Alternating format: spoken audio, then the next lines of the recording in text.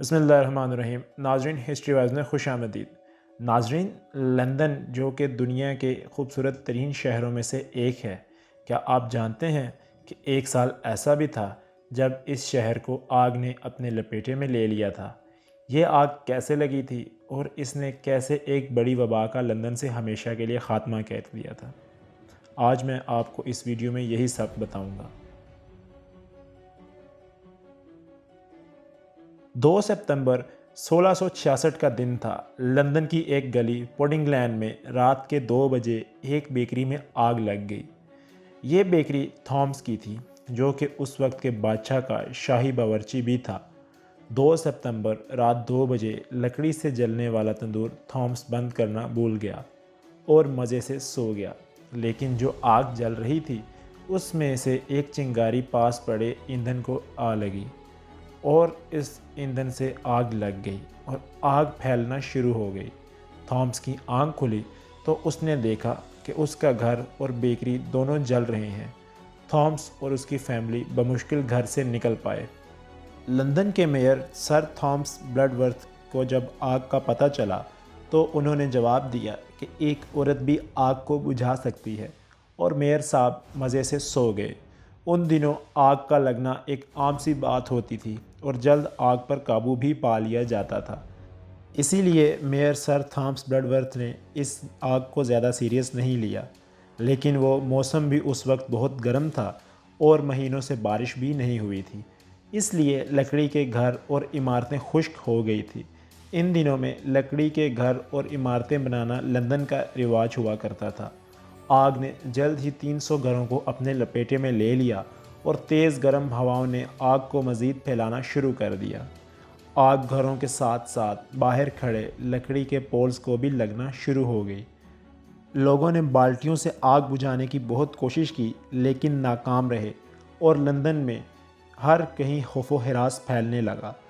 آگ کو بے قابو دیکھ کر لوگوں نے شہر چھوڑنے کی کوشش کی اور کشتی کے ذریعے بھاگنے لگے، لیکن کشتی حد سے زیادہ وزن برداشت نہ کر سکی اور لوگ دریائے ٹیمز میں ڈوب کر مر گئے۔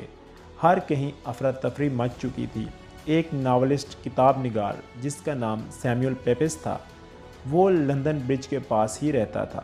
جب اس نے آگ دیکھی تو فوراً بادشاہ چارلس کو اطلاع دی۔ بادشاہ کو جب علم ہوا تو اس نے حکم دیا کہ آگ کے راستے میں آنے والے کچھ گھروں کو گرا دیں تاکہ کچھ فاصلے پہ آگ کو روک لیا جائے اور باقی گھروں تک نہ پہنچنے دیا جائے اور کنٹرول کرنے کے امکانات بن جائیں، لیکن اس کا بھی کوئی فائدہ نہیں ہوا، کیونکہ جس چیز سے مکانات گرائے جا رہے تھے وہ بھی لکڑی ہی کی تھی، اس لیے ان کو بھی آگ لگ گئی اور لوگ چھوڑ کر بھاگ گئے۔ 4 ستمبر تک آدھا لندن جل کر راکھ ہو چکا تھا۔ بادشاہ خود بھی آگ بجھانے کی کوشش کر رہا تھا اور پانی کی بالٹیاں بھر بھر کر لوگوں کو دے رہا تھا، لیکن آگ مزید بھڑک رہی تھی۔ جب آگ بجھانے کے لیے تمام حربے ناکام ہو گئے تو پھر ایک حربہ آزمایا گیا۔ آگ کے راستے میں آنے والے مکانات کو اڑانے کے لیے بارود کا استعمال کیا گیا، لیکن اس دھماکے سے پیدا ہونے والی آوازوں سے لوگوں میں خوف و ہراس پھیلنا شروع ہو گیا۔ افواہیں پھیلنے لگی کہ فرانس نے لندن پہ حملہ کر دیا ہے۔ لوگ افراتفری کے عالم میں شہر سے باہر نکلے تو لندن کا بڑا چرچ سینٹ پال کیتھیڈرل آگ کی لپیٹ میں آ گیا۔ چونکہ چرچ کی خوبصورتی کے لیے چرچ کا چھت شیشے کا بنایا گیا تھا، آگ کی تپش سے پگھلنے لگا اور سڑک پر ندی کی طرح بہنے لگا۔ خوش قسمتی سے واچ ٹاور محفوظ رہا۔ بالآخر 6 ستمبر تک آگ پر قابو پا لیا گیا۔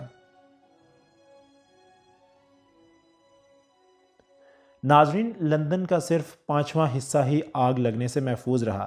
سرکاری عمارتوں کے ساتھ ساتھ 13,000 مکان اور عمارتیں جل کر راکھ ہو گئی، لیکن حیرت انگیز طور پر اس بھیانک آگ میں صرف 6 افراد ہی ہلاک ہوئے۔ لاکھوں لوگ بے گھر ہو چکے تھے۔ 89 چرچ، گلڈ ہال، عمارتیں، جیلیں، بازار اب صرف جلے ہوئے گولے تھے۔ املاک کے نقصان کا اندازہ تقریباً 5 سے 7 ملین پاؤنڈز لگایا گیا تھا۔ کنگ چارلس نے فائر فائٹرز کو انعام بھی دیا اور کہا، اس سب کا ذمہ دار کوئی نہیں بلکہ خدا کی طرف سے ایک آزمائش تھی۔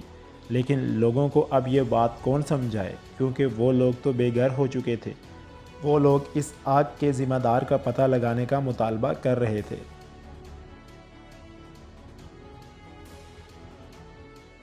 ناظرین، جیسا کہ میں نے آپ کو بتایا کہ آگ تھامس نامی شخص کے تندور نہ بند کرنے کی وجہ سے لگی تھی، لیکن اس کا الزام کسی اور شخص نے اپنے سر لے لیا۔ اس شخص کا نام ہیوبرٹ تھا اور گھڑی ساز کا کام کرتا تھا۔ اس نے آگ کا الزام اپنے سر لے لیا اور بادشاہ نے جلد انصاف کرتے ہوئے ہیوبرٹ کو پھانسی دے دی۔ لیکن کچھ وقت گزرا تو سب کو احساس ہونے لگا کہ وہ یہ کام نہیں کر سکتا تھا، کیونکہ جب آگ لگی تھی تو وہ لندن میں تھا ہی نہیں۔ ناظرین، وہ ایک نفسیاتی اور ذہنی مریض تھا اور ساتھ ہی ساتھ ایک غریب انسان بھی تھا۔ ناظرین، اس نے اتنا بڑا الزام اپنے سر ہی کیوں لیا؟ اس سوال کا جواب آج تک کوئی بھی پتہ نہیں لگا سکا، لیکن تھامس یہی بات کہتا رہا کہ اس دن اس نے تمام تندور اور آگ بجھا کر سویا تھا۔ ناظرین، کئی مہینوں تک آگ کے بجھنے کے بعد بھی ملبے میں سے دھواں نکلتا رہا۔ ناظرین، 1665 کا سال تھا جب لندن کو طاعون بیماری نے اپنی لپیٹ میں لیا ہوا تھا۔ طاعون ہر طرف پھیلا ہوا تھا۔ ناظرین، لوگ گڑ گڑا کر اپنے خدا سے کہتے تھے طاعون کا خاتمہ کر دے۔ سال 1665 ختم ہوا تو لوگوں نے سوچا کہ اب طاعون ختم ہو جائے گا، لیکن آگ کی صورت میں ایک بہت بڑی مصیبت ان لوگوں کے گلے آ پڑی تھی۔ لیکن جب آگ بجھی تو طاعون پھیلانے والے چوہے اور کیڑے مر چکے تھے۔ اس طرح ہمیشہ کے لیے طاعون وبا کا لندن سے خاتمہ ہو گیا۔ اگرچہ آگ ایک عظیم نقصان تھی، لیکن اس نے لندن شہر کو صاف کر دیا۔ پوڈنگ لین میں اس جگہ ایک یادگار بنائی گئی جو کہ ستمبر 1666 کی ان خوفناک دنوں کی یاد دلاتی ہے۔ ناظرین، لندن شہر کی گلیوں کی تعمیر نو میں مزید کشادہ کیا گیا اور ماڈل طریقے کی سڑکیں بنائی گئی، جس سے آگ بجھانے کے آلات کو جلد استعمال میں لایا جا سکتا تھا۔ مزید اینٹوں کے گھر تعمیر کیے گئے اور محکمہ فائر فائٹر بنایا گیا۔ تو ناظرین، یہ تھی کہانی لندن میں لگی خوفناک آگ کی۔ تو آپ کو میری ویڈیو کیسی لگی کمنٹ سیکشن میں ضرور بتائیے گا، اور ساتھ ہی میرے چینل کو سبسکرائب کر دیں اور ساتھ موجود بیل آئیکن کو بھی پریس کر دیجیے۔